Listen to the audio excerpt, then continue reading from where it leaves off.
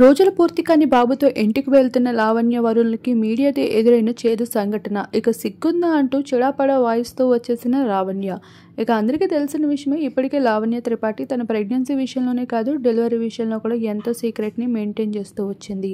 ఇక తన ప్రెగ్నెన్సీ విషయానికి సంబంధించిన ఎటువంటి అప్డేట్స్ని షేర్ చేసుకోలేదు. శ్రీమంతపు ఫొటోస్ని కూడా ఒక్కటి కూడా తను రివీల్ చేయలేదు. ఏం చేసినా సైలెంట్గా చేయాలి, 10 మంది నోట్లో పడితే ఆ పని అక్కడికే ఆగిపోతుందనే సెంటిమెంట్ లావణ్య బాగా పాటిస్తూ ఉంటుందంట. ఈ విషయాన్ని తన సినిమా ఆఫర్స్ విషయంలో కూడా బాగా పాటిస్తూ వచ్చేది. ఈ భాగంగానే లావణ్య త్రిపాఠి అయితే తన బిడ్డ విషయంలో కూడా అంతే జాగ్రత్త వహిస్తూ రావడంతో ఇక డెలివరీ తర్వాత ఎంతో రహస్యంగా అయితే బాబుని తీసుకుని వెళ్తున్న సమయంలో మీడియా వాళ్ళు కొన్ని ఫొటోస్ని క్యాప్చర్ చేసే ప్రయత్నాలు చేశారు.